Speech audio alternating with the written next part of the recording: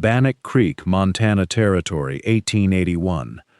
The sign went up before the sun had cleared the ridge, when the light was still the color of weak tea, and the mercantile porch held only the shapes of things: a hitching post, a rain barrel, two men with a ladder and a plank of raw pine that had not yet learned what it was for.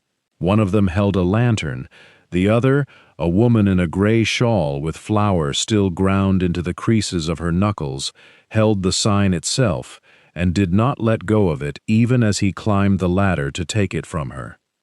The letters had been done by two different hands. That was the first thing anyone would have noticed, had anyone been awake enough to notice. Her hand was quick and practiced, the D and the O and the Y of her name looping with the same economy she brought to braiding dough, a woman who had written grocery lists and letters home and knew how to make a pen behave. His hand was slower. The R in his name leaned a little, corrected itself, leaned again, as if the letters had cost him something to commit to, which, in a manner the town would not understand for some time yet, they had. Doyle and Rhett, the sign said, and beneath it, smaller, bakery. By the time the ladder came down and the plank was fixed above the porch rail, a few doors along the street had begun to open. The blacksmith's boy came out first, rubbing his eyes, and stood in the road looking up at the sign the way a person looks at weather that has changed overnight without asking permission. Then the clerk from the feed store. Then Mrs. Pruitt from the boarding house, arms crossed over her apron, her face arranged into the particular stillness of a woman recalculating everything she thought she knew. What none of them expected, what made the blacksmith's boy actually stop chewing his lip and stare, was the cowboy himself, coming out the mercantile door with a tray of loaves held before him the way another man might carry a rifle or a coffin, careful and upright, his hat pushed back so the early light fell full on a face the town had spent 11 years reading as a closed door. He set the tray on the porch rail. He did not smile. Not exactly, though something in the set of his jaw had gone soft in a way the saloon keeper, watching from his own doorway with a toothpick forgotten between his teeth, would later swear he had never once seen in a decade of watching that same jaw over cards and silence. The woman beside him wiped her hands on her apron, looked at the sign, looked at him, and said nothing at all, because there was, in that moment, nothing that needed saying, and because what had brought them to this porch had never once been about the bread. It had started, as such things do, with a whisper outside this very mercantile on a morning colder than this one, when she had pressed a basket into his hands and begged him, low and fast, to buy what she could not sell. Weeks before that porch, before the sign, before the tray of loaves, there was only an accounting, the kind kept in a ledger book with narrow columns, debts on one side and nothing on the other. Bannock Creek, Montana Territory, that same year, though earlier in it, when the cottonwoods along the creek had not yet dropped their leaves and the morning still came without frost riding on their backs. The whisper came first, and it had come to him outside the mercantile, where he had gone, as he did most mornings, to buy oats for a horse that did not need them, because a man needs a reason to leave a bunkhouse before the rest of the outfit is stirring. She had been standing at the corner of the porch, with a basket over her arm, the cloth pulled back just enough to show the bread beneath it, 6 loaves, maybe 7, none of them sold, all of them going cold in the early air. She had looked at him the way a woman looks at a stranger when she has run out of people who are not strangers, and she had said, low enough that even the saloon keeper sweeping his own porch 3 doors down would not have caught it.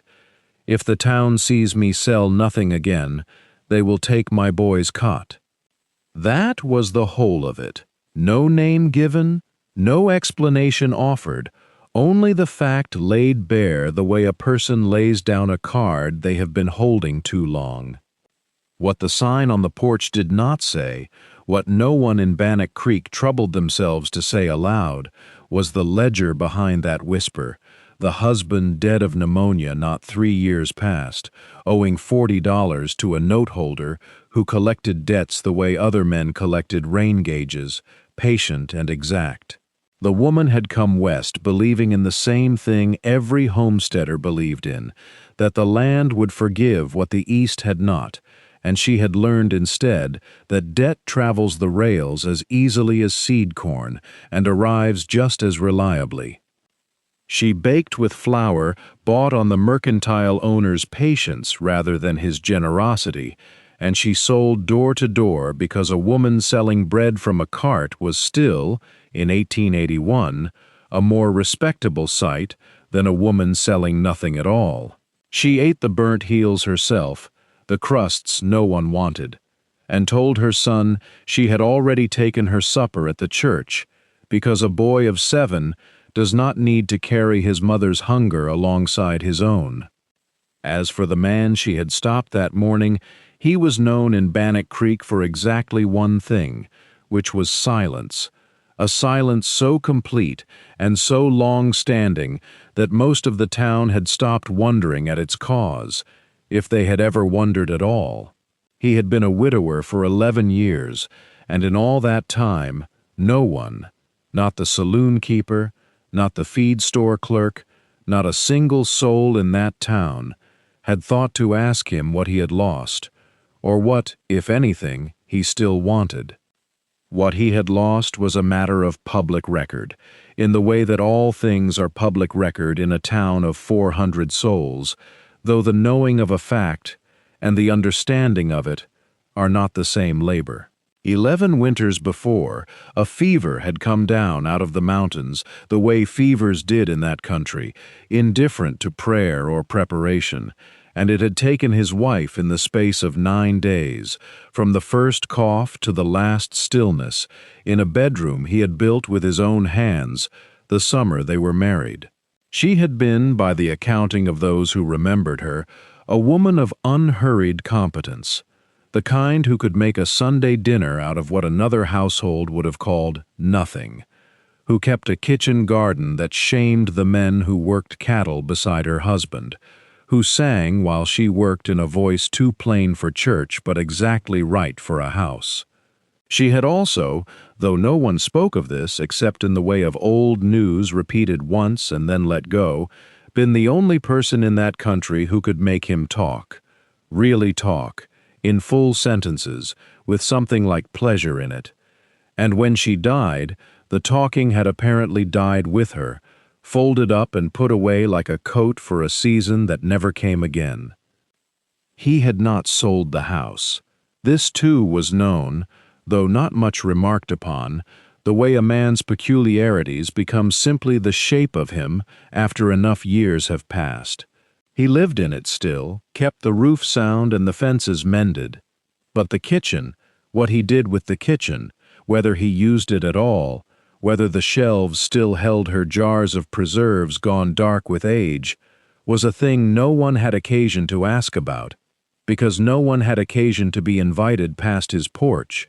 He took his meals, when he took them at all in company, at the boarding-house table or standing at the counter of the feed store, speaking only the words necessary to name what he wanted and to pay for it, and then he would ride back out to his place at the edge of town and be seen no more until the next morning's business called him in again. The feed store clerk, who had worked there the better part of a decade, could not recall the man ever asking after another soul's health, or offering an opinion on weather, or laughing, not once, not even at the things that made the whole street laugh, the runaway pig incidents and the preacher's sermons that ran too long. He was simply there, the way a fence post is there, useful and unremarkable, and never once suspected of wanting anything at all. What the town did not know, what even he himself might have struggled to name, had anyone thought to ask him plainly, was that a man can organize an entire life around the absence of a single thing and call that arrangement peace for 11 years, until something small and unlooked for arrives to test whether it ever was. 3 years before that morning outside the mercantile, she had come west on a wagon that smelled of tar and horse sweat, sitting beside a husband who coughed even then, though neither of them had yet given the sound its rightful name. He had heard of land going cheap along the creek bottoms, had heard it from a man in Ohio who had never himself set foot in Montana territory, and he had believed it the way a certain kind of hopeful man believes things, entirely and without the burden of asking further questions. The land, when they reached it, was thin and stony, and required more of a man than optimism, and by the time the first snow came, he had borrowed $40 from the note holder to see them through the winter, signing his name to a paper he read only once, and not carefully. He did not live to see the spring. The pneumonia took him in February, in a bed she had warmed with stones from the hearth, because there was no doctor within 11 miles, and the one who finally came arrived only in time to say what she had already known for 2 days. What she did not yet know, kneeling beside that bed with her son too young to understand why the house had gone so quiet, was that the $40 did not die with her husband, that debts in that country were inherited the way grief was, silently and without anyone asking permission first. The note holder was not a cruel man in the way that stories prefer their villains cruel. He was simply a man who kept ledgers, and to a man who keeps ledgers, a widow's grief is not a line item. So she had learned, in the 3 years since, to bake bread on flour bought on credit from the mercantile, to knead it before dawn while her boy slept, to walk the streets of Bannock Creek with a basket over her arm and a story ready for anyone who asked why a respectable woman went door to door like a peddler. She sold what she could and ate what she could not: the burnt heels, the misshapen ends, the loaves that had fallen in the cooling and could not be presented whole to a paying customer, and told her son each evening that she had already taken her supper at the church, where the widow Alcott fed the needy on Thursdays, and she was, on the other 6 days, simply not hungry. He believed her because he was 7, and because a mother's word was still, in his accounting, a fixed and reliable thing, not yet subject to doubt. What she could not tell him, what she could barely permit herself to know in the daylight hours, when pride still had some strength left in it, was how close the arithmetic had come to failing entirely. How many mornings she had counted coins on the boarding-house table and found the sum wanting. How near Mrs. Pruitt's patience had worn to nothing. Mrs. Pruitt kept her ledger the way some women kept a Bible, open on the front counter where any boarder might see the columns and understand, without a word being spoken, precisely where he stood in the moral universe of her establishment.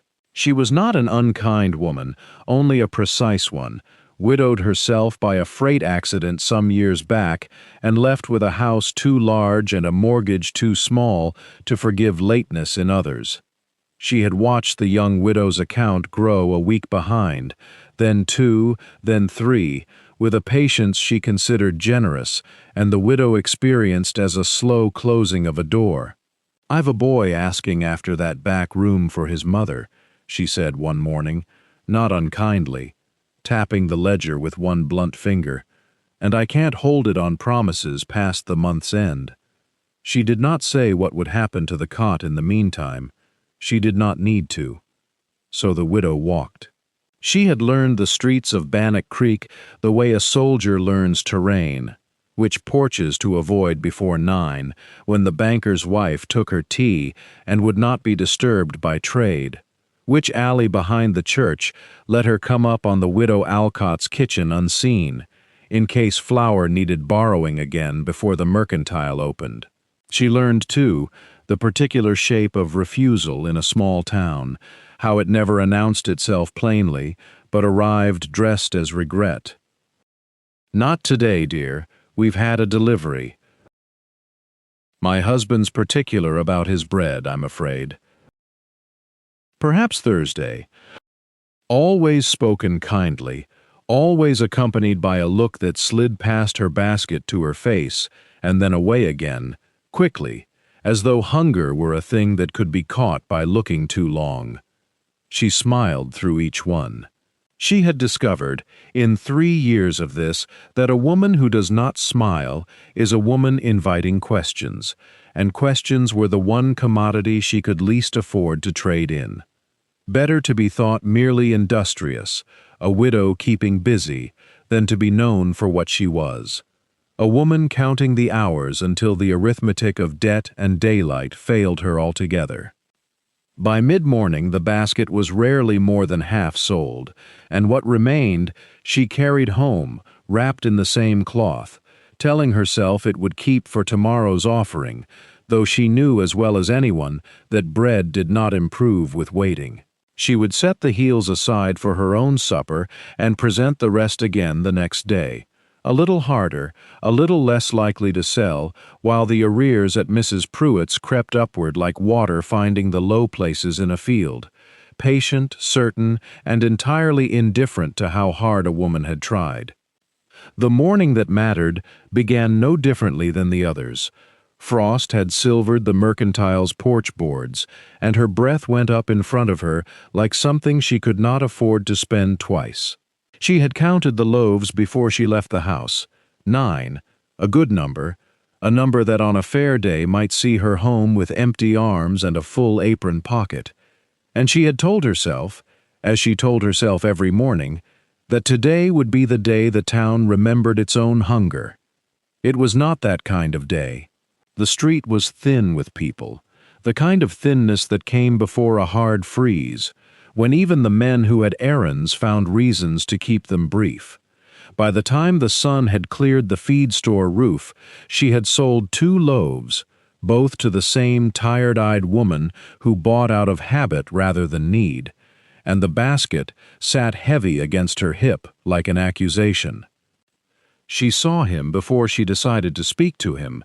He was tying his horse to the rail with the unhurried competence of a man who did not waste motion, his hat brim low, his coat the color of the fence posts behind him.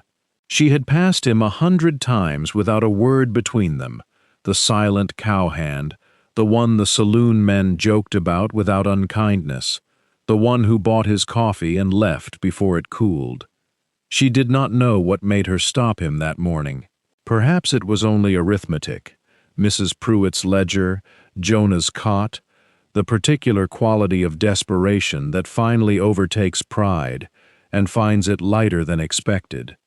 She stepped into his path before she had fully decided to, and the words came out of her low and fast, not quite a plea, not quite a confession. If the street saw her carry this basket home full again, she said, they would begin to talk, and if they began to talk it would reach Mrs. Pruitt soon enough, and Mrs. Pruitt would take her boy's cot before the week was out.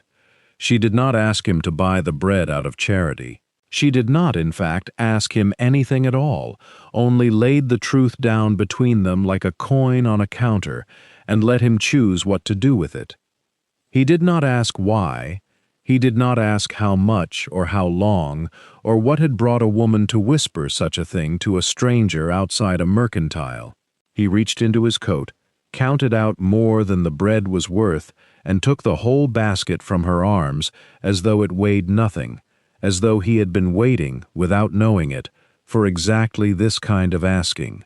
Then he touched his hat brim, the smallest gesture, and walked away with 9 loaves of bread and no explanation at all, leaving her standing in the cold with her arms strangely empty and her chest, for reasons she could not yet name, considerably less so. What happened the following morning had no reason behind it that either of them could have named had someone stopped them on the street and asked. He simply appeared again, at the same hour, before the mercantile had properly opened its shutters, standing in the place where the boardwalk met the frozen ruts of the road, his hat pulled low against a wind that had not softened since the day before. She came with her basket covered in the same flour sack cloth, her breath showing white, and when she saw him waiting she did not smile, exactly, but something in her shoulders loosened that had not loosened in longer than she could measure. He bought what she had. He counted the coins with the same flat economy as before, and she took them with the same practiced steadiness, and neither of them spoke more than the weather required, and yet the second morning was not the same as the first. It had become, without either one declaring it so, a thing that was expected. By the third morning, the exchange had acquired witnesses. The blacksmith's boy, sweeping ash from the forge doorway, watched the silent cowhand hand over silver for a basket of bread and thought little of it beyond the ordinary curiosity a boy extends toward any grown man's habits. But by the fifth morning, the clerk at the mercantile had begun to remark on it to whoever leaned against his counter, and by the seventh, two of the ranch hands who rode in for supplies had taken to buying a loaf apiece before he arrived, as though wishing to claim some part of a transaction they did not fully understand but recognized, in the manner of men who read weather and cattle better than they read each other, as meaning something. It was never spoken of as charity. It was spoken of, if at all, as the stone-faced man's new habit, the way another man might take up chewing tobacco or reading almanacs, and the town extended to it the same mild, incurious tolerance it extended to any small eccentricity that did not cost it anything.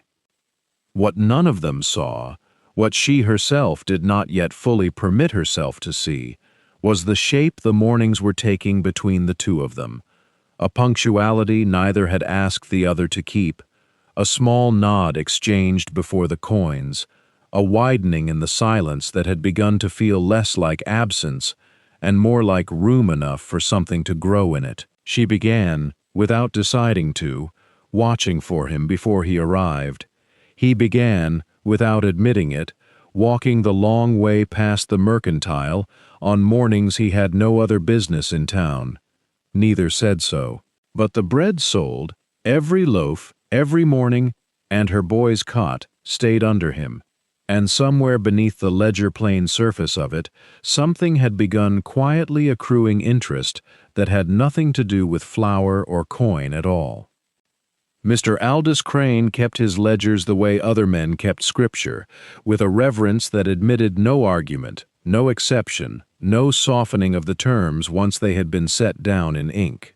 He had not troubled her in the first months of the bread's new success, for a note-holder's arithmetic is patient by nature, content to let a debt ripen on its own schedule, and he had watched from the window of his office above the bank, with something that was not quite satisfaction and not quite suspicion, only the flat accounting look of a man tallying whether a thing would eventually be worth collecting. It was on a Thursday, with the cold already come down hard over the valley and the first true snow expected within the week, that he sent his clerk to fetch her, and she went to his office with flour still under her nails and her son's coat in her arms, because she had meant to have it mended before the walk home, and she sat across from him in a chair that had not been made for comfort, while he opened the ledger to a page she recognized by now without needing to read it. The numbers there as familiar to her as her own name.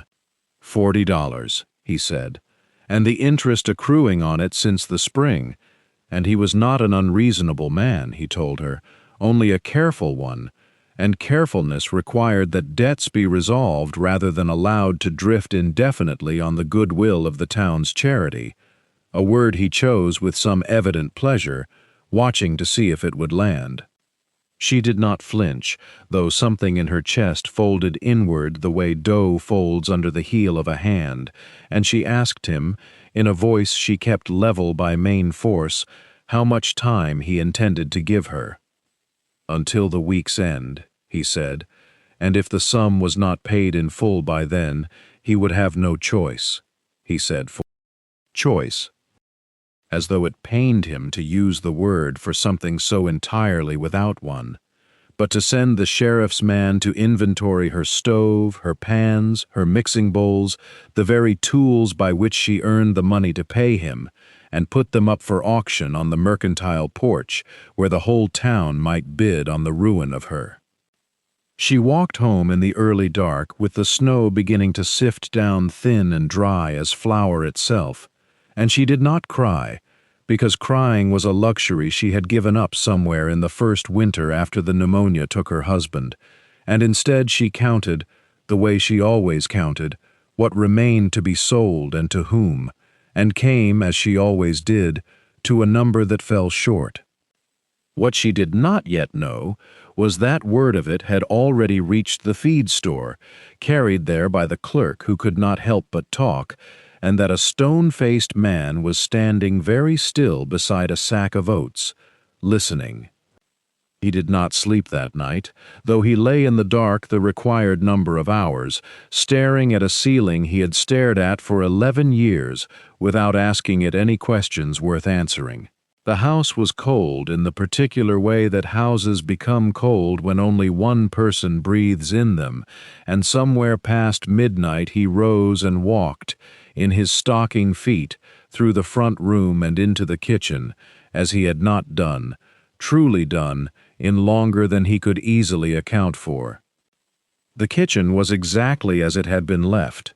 He had seen to that himself, in the blind stubbornness of early grief, and then out of a habit that had long since stopped feeling like grief and simply felt like the shape of the house.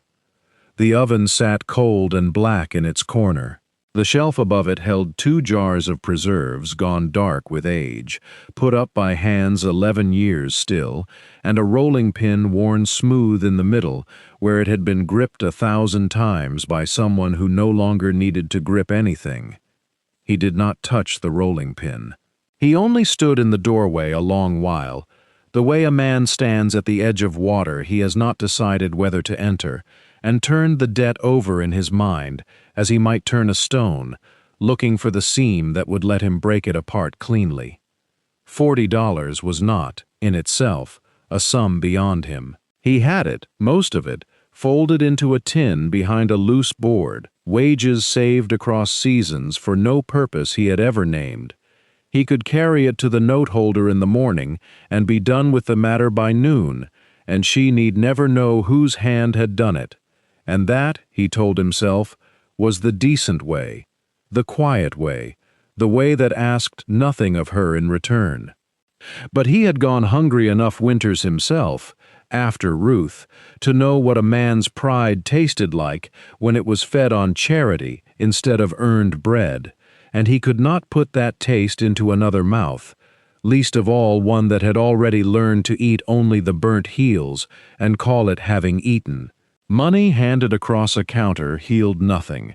It only postponed the reckoning and left her exactly as alone in it as before, only now indebted to a stranger instead of a note holder, which was no bargain at all. He stood in the cold kitchen until the window paled gray, and by the time the first light came thin across the floorboards where no one had danced in 11 years, he had settled on a different sum entirely. Not what he would give her, but what he would ask of her, which was harder and truer and would cost them both considerably more. He found her at the mercantile counter the next afternoon, weighing flour she had not yet paid for, and he waited until Mr. Whitfield had gone to the back room before he said what he had come to say, plainly, without preamble, because he did not trust himself to dress it in kinder words than it deserved. He told her he had a kitchen standing empty, an oven that had not been lit in 11 years except by him, alone, for coffee and little else. He told her the mercantile porch stood vacant on its western end, where the old harness display used to be, and that Whitfield had said more than once he'd let it for a fair rent to anyone steady enough to keep it. He said this not as a man offering rescue, but as a man stating facts, the way he might report on weather or the price of feed, and she listened with her hands still in the flour sack, her face unreadable in the way he had come to understand, meant she was deciding how much of this to trust. Then he said the rest, that he wanted his name on the lease beside hers, not above it, beside it, that whatever came of the ovens and the selling, it would be split down the middle, her labor and his roof counted as equal coin, and neither one of them keeping books on what the other owed. She set the scoop down slowly. She said she did not want charity dressed up as business, that she had seen enough men offer help that turned out to have strings sewn into it, and she would rather sell bread out of a basket the rest of her days than owe a man something she could not name. He said it would not be charity if she owned half of it outright, if her name sat on the paper same as his, if the profit came to her whether he liked the arrangement or not once it was signed. He said it plain, the way a man reads a bill of sale, and something in the flatness of it seemed to reach her more than tenderness would have. She studied him a long moment, the flour dust settling between them in the slant of afternoon light, and asked him what he wanted in return, truly, because no one gave away half an oven for nothing. He said only that it not sit empty any more. She did not answer him then, only nodded once, the way she might close a ledger she had decided not to argue with, and turned back to the cupboards to see what could be scrubbed and what could not, because it was easier to take stock of shelves than of a man's meaning. The kitchen had not been touched in 11 years beyond what dust and weather demanded, and she moved through it with the particular tenderness of a woman entering a room she understood to be sacred without being told so. She wiped the flour bin, found it sound. She checked the oven door, found the hinge stiff but true, and reaching to the back of the topmost shelf, where a woman's hand would go looking for a jar of preserves or a tin of soda, she found instead a tin box, dented at one corner, the kind that had once held tobacco or tea, and now held only paper. She drew it down and opened it before she thought to ask whether she should, and inside, folded with a care that surprised her more than anything he had said all afternoon, were the wrappers from her own loaves. The plain brown paper she tied with twine each morning, smoothed flat and stacked in order, some gone soft and gray with handling, and beneath them, dry now to hardness, the burnt heels and crusts she had trimmed away, and never expected anyone to keep, let alone save like correspondence. She stood with the tin open in her hands a long moment, the kitchen gone very quiet around her, and understood then what she had not let herself understand in all the weeks of his silent mornings at the mercantile, that a man did not save a stranger's bread wrappers unless the bread had stopped being simply bread to him. She looked up and found him in the doorway, not moving to explain himself, his hands loose at his sides in the manner of a man caught at something he had not meant for witnesses. She did not ask him why. She only held the tin toward him slightly, an inch, as if to say she had seen it and would not pretend otherwise, and something crossed his face that was not quite a smile and not quite grief either, but some old, patient cousin of both, worn smooth by years of not being looked at. She set the tin back on the shelf herself, gently, as though it belonged there and always had, and turned to ask him, in a voice gone quieter than before, how long he had been keeping them. "Since the first morning," he said, and offered nothing further, as though the answer were complete in itself, as though a man's accounting of his own loneliness required no more words than a ledger entry, one column, one figure, 11 years long. She did not press him. There are debts that are paid simply by being seen, and she understood she had just paid one, standing in a kitchen that had waited as long as she had. The bakery opened on a Tuesday, under a sky the color of weak tea, with the sign hung fresh above the mercantile porch where the whole street could read it. Doyle and Rhett. Her name lettered clean and even by the same hand that had, weeks before, written nothing at all in the ledger of his own life, and his beneath it. Blockier, the letters leaned slightly as though still uncertain of themselves, a man's first attempt at something permanent, since he had chiseled another name into a stone 11 winters past. He carried the first tray out himself, past Crane, who stood at the corner with his account book closed under his arm, having already taken the $40 owed him from the week's honest, open sales, no more grudging about it than a man collecting rain in a drought. Debt was debt, and this one, at last, was paid in coin instead of shame. The town did not remark on it loudly, being the sort of town that noticed everything and announced very little, but there was a shifting in it nonetheless, a settling, the way a wagon settles once the load is arranged correctly. Women who had bought bread only because a silent cowhand did, now bought it because it was good, and said so, and asked after the boy, who sat on the porch step each morning with flour on his knuckles, and no longer any lie prepared for anyone about where his supper had come from. What the town understood, in the unspoken way towns understand such things, passed between the feed store and the wash line before it was ever said aloud, was that the loneliest man in Bannock Creek had not been waiting for bread at all. He had been waiting, the way a fallow field waits, not knowing itself for fallow until something is finally planted in it, to be needed by someone who would notice if he was not there. And she, who had spent 3 years teaching herself not to hope for anything beyond the next loaf, found that hope, once let back into a life, does not arrive loudly. It arrives the way morning does in that country, pale and certain, over the wide, unhurried land, asking nothing and staying anyway.